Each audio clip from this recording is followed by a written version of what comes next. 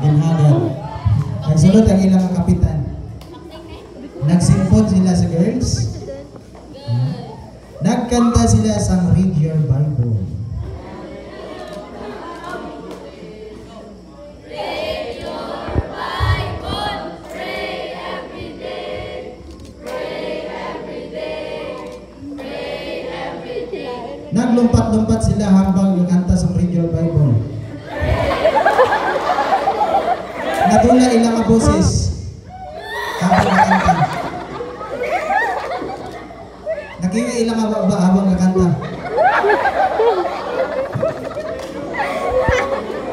Kag nabalik sa normal. Kag nagpadayan sila sa pagkanta. Kag nagrarapta-rapta sila. Kag si Breno naglakad sa tunga. Kag nag-abot, nagbanggaan ay si Tawig kag si Nagslow mo. Nagtawanan sila dalawa. Okay na. Nagtindag sila. Kumusta ni Breno?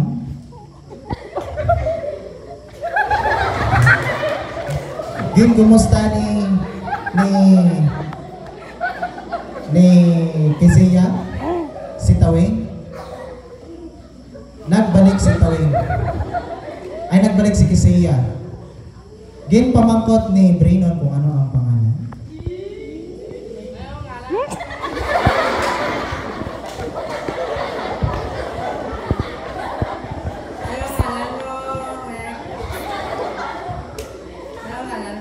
Ay, daw.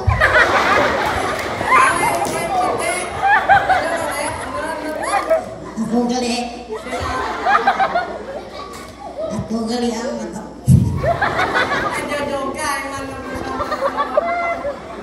Ako si Nini. Ako gali si Brendan, but you can call me Onyok. Magtayok. Yes, of course.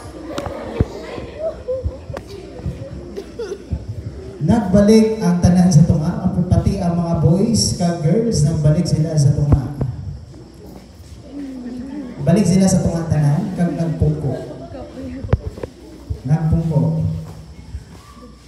Nag-abot ang isa ka pinakagwapo nga reverend nga si Reverend Jetro.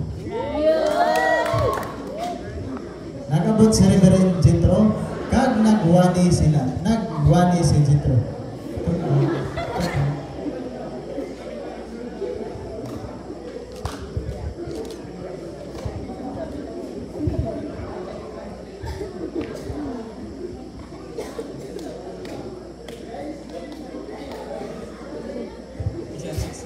Children, obey your parents, for the Lord is his word.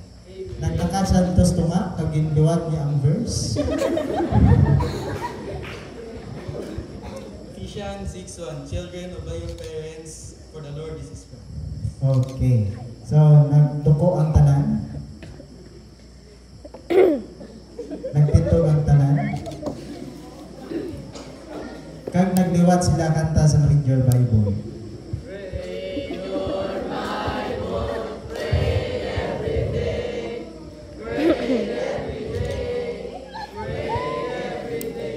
Namay kalipay kalumpat-lumpat.